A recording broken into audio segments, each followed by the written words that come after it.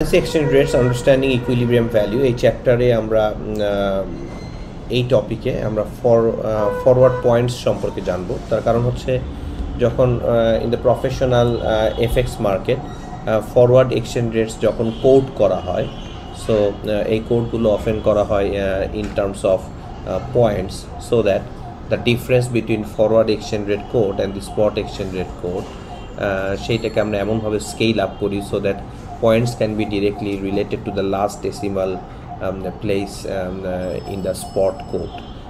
The idea is যে আমরা এভাবে বলবো যে ফরওয়ার্ডে এটা কত পয়েন্টস প্রিমিয়ামে বা ডিসকাউন্টে ট্রেড হচ্ছে।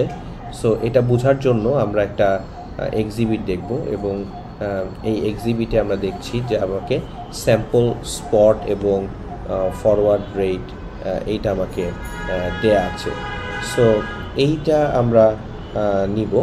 সো নিয়ে আমরা দেখব যে কিভাবে আমরা এখান থেকে ফরওয়ার্ড রেটটা আমরা দেখাতে পারি। সো ইউ ক্যান সি যে আমার স্পট এক্সচেঞ্জ রেটটা বিড হচ্ছে 1.1649, 1 ইউরো সমান কত ইউএসডি, অ্যান্ড আস্কটা বা অফারটা হচ্ছে 1.1651, অ্যান্ড 1 মান্থ ফরওয়ার্ড পয়েন্টসটা হচ্ছে -5.6 to -5.1. So what does it mean? So first of all, negative মানে হচ্ছে ফরওয়ার্ড রেটে ডিসকাউন্টে ইউরো ফরওয়ার্ডে ডিসকাউন্টেড রেট হচ্ছে, এবং ফরওয়ার্ড রেটটা আমরা যদি বের করতে চাই তো যদি এটা পয়েন্টসে দেওয়া আছে, সো 4th ডেসিমাল পয়েন্ট পর্যন্ত মোস্ট কারেন্সি কোটেশন করা হয়, যেটাকে আমরা পিপস বলে থাকি। সো কীভাবে এটা আমরা ক্যালকুলেট করব ফরওয়ার্ড রেটটা কত হবে? সো আমরা this one is bit and এইটা হচ্ছে অফার। সো আমরা বিট যেটা 5.6 দেওয়া আছে, ফার্স্ট যে কাজটা করব, এই 5.6কে আমরা 10,000 দিয়ে ভাগ করব, যেহেতু 4th ডেসিমাল প্লেস পর্যন্ত থাকে। 10,000 দিয়ে ভাগ করার পরে যেহেতু আগে সাইনটা মাইনাস আছে, মাইনাসটা দিব, এবং কারেন্ট স্পট এক্সচেঞ্জ রেটের যে বিটটা 1.1649 সেটা থেকে এটা মাইনাস করব। তাহলে এক মাসের ফরওয়ার্ড রেটটা আমরা পেয়ে যাব, বিট রেটটা পেয়ে যাব। অ্যান্ড আস্কটা হবে সিমিলারলি আস্ক যেহেতু 1.1651 দিস স্পট, আর মাইনাস 5.1 দেওয়া আছে, সো 5.1 ডিভাইডেড বাই 10,000। তাহলে আমরা যদি এটা একটু ক্যালকুলেট করে দেখি, সো আমরা 5.6 ডিভাইডেড বাই 10,000 যে রেজাল্টটা হবে সেটা মাইনাস করব কত থেকে 1.1649। সো আমার বিটটা হবে 1.16434 মাইনাস 5.1 ছিল ডিভাইডেড বাই 10,000, এটা মাইনাস হবে কোথায় থেকে? আনসার হচ্ছে 1.1651 থেকে, 1.1651 থেকে। সো এটা যখন আমরা করব, সো 1.16459।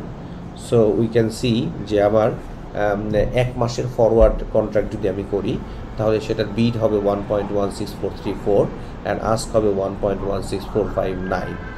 এটা খুব সহজেই আমি 10,000 দিয়ে ভাগ করে ক্যালকুলেট করে স্টেপ বাই স্টেপ দেখালাম, বাট এটা খুব সহজেই যেটা বোঝা যায়, এই যে লাস্টের দুইটা ডিজিট 49, সো 49 থেকে 5.6 বাদ দিব। সো 49 থেকে 5.6 বাদ দিলে 43.4, সো 16434। সিমিলারলি 51 থেকে 5.1 বাদ দিব, তাহলে 45.9, সো 459।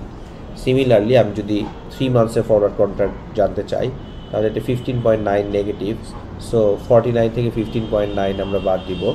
সো যদি আমরা 49 থেকে 15.9 আমরা বাদ দিই তাহলে এটা দাঁড়াবে 1.16। 49 থেকে 15.9 বাদ দেওয়া মানে হচ্ছে 331, সো 1.6331 এটা হচ্ছে বিট। আর আস্কটা হবে এখানে 51 থেকে 15.3 বাদ দিব, সো 1.16 তো থাকবেই, আর 51 থেকে 15.3 বাদ দিলে 35, সো 357। সো আমাদের এক্ষেত্রে বিড অ্যান্ড অফারটা তখন হবে 3 মাসে যদি ফরওয়ার্ড কন্ট্রাক্ট করি তাহলে 1.16331 টু 1.16357।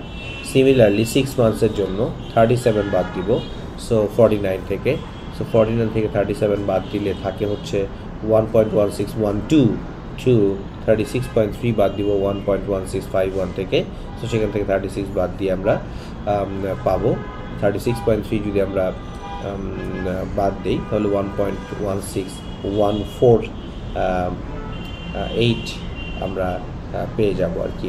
সো সিমিলারলি 12 মাসেরটা বের করা যাবে। সো এইভাবে করে আমরা আমাদের যে রেটটা আছে সেটা আমরা এভাবে বের করি।